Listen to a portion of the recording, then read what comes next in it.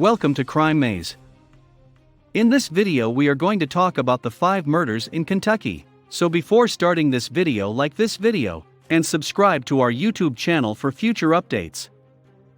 Birth and death are 2 life events that leave an indelible imprint on those who see them. When a child is born, there is joy, and when someone dies, there is sadness. When someone is murdered, however, the mourning is accompanied by even more sadness, bewilderment, and despair. Fortunately, compared to other states, the Bluegrass does not have a high rate of homicides. The following are the 5 Kentucky murders. Number 5. Kelly Hollan Jr.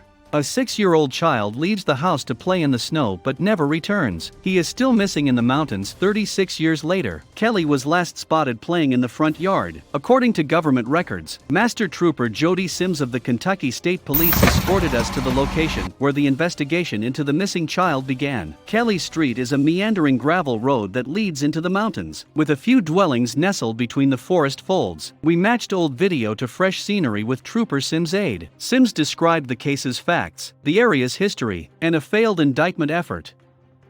Judy Moore, Kelly's mother, first reported him missing 36 years ago. What could she tell us after all these years as the last person to see him? Moore has returned to her home county of Jackson, Kentucky. Since her son's disappearance, we drove roughly 50 miles from her home with Kelly to hear her version of the story. We talked about Moore's missing child in a small room in a stone building Moore claimed was over 100 years old. She believes her brown-haired little kid is still out there someplace, despite her long gray hair.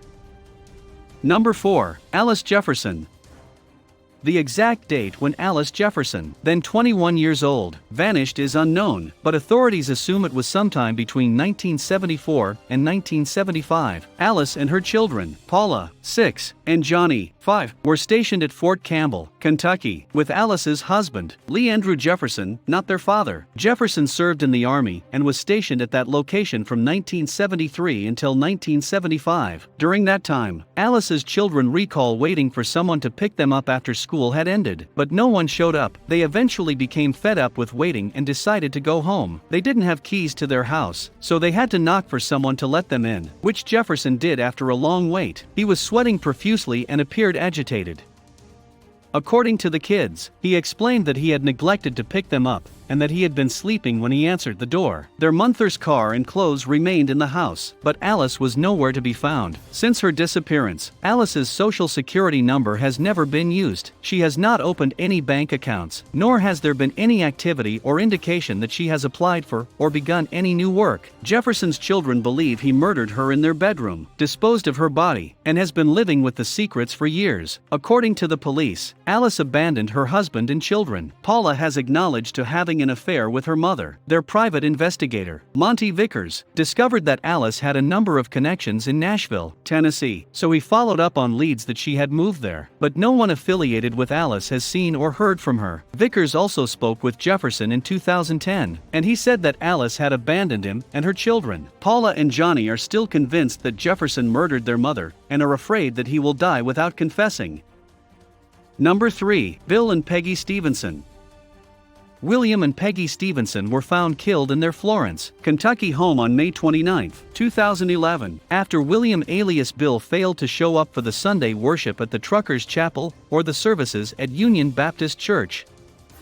A family member discovered their bodies. For many years, Bill Stephenson ran the Truckers' Chapel at the Travel America truck stop in Florence. At the time of their deaths, Bill and Peggy Stephenson were both 74 years old. As fresh evidence is unearthed, the Criminal Investigations Division of the Boone County Sheriff's Department is actively investigating the double homicide. 2 detectives are working full-time on the case and have flown to multiple locations to look into various clues. Over 200 people have been interrogated as part of the investigation, and DNA has been obtained from numerous people connected to the crime. An unidentifiable DNA profile was recently obtained at the Kentucky State Police Crime Lab in Frankfort, Kentucky.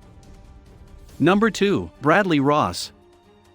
On January 29, 2006, Bradley Ross was reported missing. He was 49 years old at the time of the report. On January 28, 2006, he made his last contact. A missing person report was made with the Louisville Metro Police Department. She contacted the LMPD and reported him missing after not hearing from him. Bradley Ross is characterized as a white male with a height of 5 feet 11 inches and a weight of 190 pounds. His hair is gray and short. According to his description, his white Chevrolet pickup truck was the last vehicle he was seen driving. Later, the automobile was discovered in Louisville, Kentucky. It appeared like it had been abandoned.